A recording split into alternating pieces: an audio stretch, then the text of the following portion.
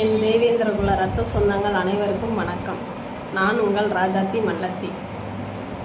இந்த காணொளி எதற்காகனா, வருகின்ற செப்டம்பர் 11ஆம் தேதி நாளை மறுநாள் தியாகி இமானுவேல் சேகரனின் 68வது குருபூஜை விழாவிற்கு வருகை தரும் என் இரத்த சொந்தங்களான தேவேந்திரகுல மக்களை வருக வருக என வரவேற்கிறேன்.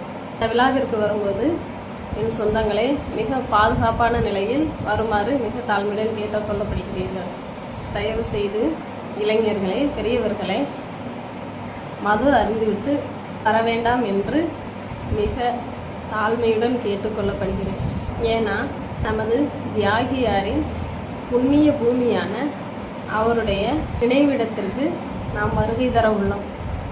அதனை மனதில் வைத்துக்கொண்டு தயவு செய்து அனைத்து உறவினர்களும் ஒற்றுமையுடன் இந்த நிகழ்வில் கலந்து கொள்ளுமாறு கேட்டுக்கொள்ளப்படுகிறீர்கள்.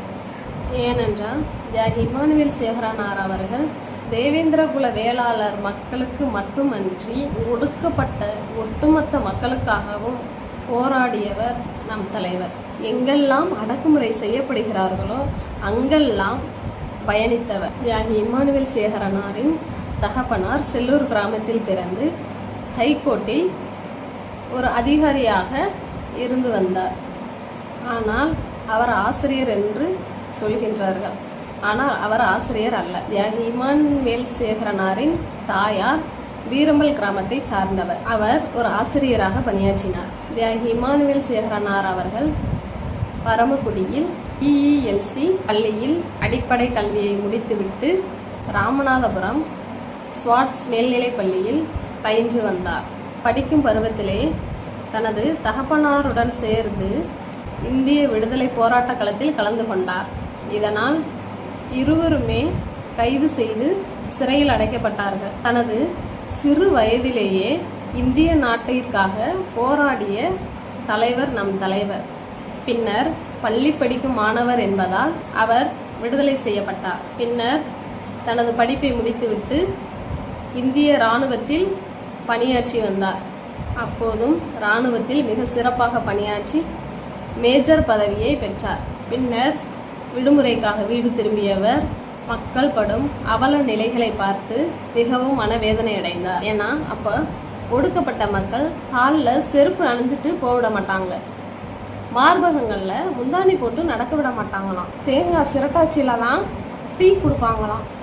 இந்த மாதிரி நிலையெல்லாம் தியாகி இமானுவேல் சேகரனார் அவர்கள் பார்த்த பொழுது தீண்டாமையை ஒழிக்க வேண்டும் என்று பயணித்தார். இப்படியாவது ஒடுக்கப்பட்ட மக்களுக்கு விடுதலை வாங்கி கொடுக்க வேண்டும் என்ற எண்ணத்துடன் செயல்பட்டார். பின்னர் அவருக்கு திருமணமானது. திரு அமிர்தம் அம்மையார் அவர்களை இதம்பாடல் கிராமத்தில் மணமுடித்தார். பின்னர் அவர்களுக்கு 4 பெண் குழந்தைகள் பிறந்தன. அவர்களின் மூத்த மகளான வசந்தா மேரி, 2வது மகளான பிரபாராணி, 3வது மகளான ஜான்சி ராணி, 4வது மகளான விஜயராணி என்னும் 4 செல்வங்களை பெற்றெடுத்தார். பின்னர் சமூக மக்களுக்காக பயணிக்க வேண்டும் என்ற எண்ணத்தில் மனதில் வைத்துக்கொண்டு தனது வேலையை ராஜினாமா செய்தார். பின்னர் அவரது தந்தையார் வைத்திருந்த சொத்துக்களை எல்லாம் விற்று ஏழை மக்களுக்கு உதவி செய்தார். அது மட்டுமின்றி அவரால் முடிந்தவரை மற்ற குழந்தைகளை அனைவரையும் படிக்க வைத்தார். அப்போது அவரது மனைவிக்கு மிகவும் பயம் வந்தது. உடனே அவர்கிட்ட சொல்லியிருக்காங்க, உங்களுக்கு ஏதாவது ஆயிடுச்சுன்னா நானும் 4 பெண் குழந்தைகளும் என்ன பண்ணுவோம் அப்படின்னு கேட்டிருக்காங்க. அப்போது தியாகி இமானுவேல் சேகரனார் அவர்கள், என்னைய வெட்டி கொண்டுட்டாங்கன்னா எனது ஒவ்வொரு துளி ரத்தத்திலும் இருந்து ஒரு இமானுவேல் பிறப்பான், அவர்கள் உங்களை பார்த்துக்குவாங்க அப்படின்னு சொன்னாராம். அப்போது ஒரு பையன் வந்து படிப்பதற்காக எனக்கு ஃபீஸ் கட்டணும் அண்ணா, எனக்கு பணம் கொடுங்க அப்படின்னு சொல்லிட்டு ஒருத்தவர் வந்து கேட்டாராம். அவர் உடனே இருப்பான், நான் பணம் தர்றேன் அப்படின்னு சொல்லிட்டு மனைவிட்ட போய் பணம் கேட்டாராம். அப்போது தியாகி இமானுவேல் சேகரனார் அவர்களின் மனைவி என்னிடம் பணம் இல்லை என்று கூறிவிட்டார்களாம்.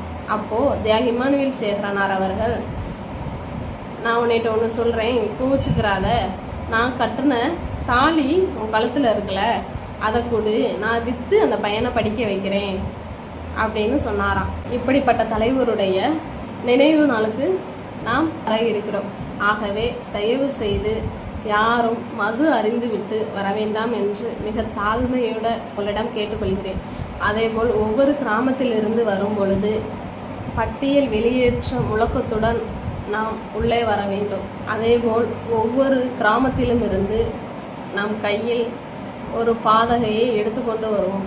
அதிலும் பட்டியல் வெளியேற்றம் என்ற வாசகத்துடன் வர வேண்டும். அது மட்டுமல்லாது நாம் ஒற்றுமையாக இந்த விழாவினை சிறப்பிக்க வேண்டும். நாம் ஒற்றுமையாக இருந்தால் மட்டுமே வருகின்ற சட்டமன்ற தேர்தலில் நாம் யார் என்பதை நிரூபிக்க முடியும். இனி ஒரு முக்கியமான விஷயம், சாப்பாடு எடுத்துட்டு வர முடியலைன்னா ஆங்காங்கே அன்னதானம் நடைபெற்று கொண்டிருக்கும். அங்கே உணவறிந்து கொள்ளலாம் என்று கேட்டுக்கொள்ளப்படுகிறீர்கள். இதேபோல் செப்டம்பர் 11ஆம் தேதி மட்டுமல்ல, அக்டோபர் 9ஆம் தேதியிலும் நாம் அந்த பிறந்தநாள் விழாவில் கலந்து கொள்ள வேண்டும்.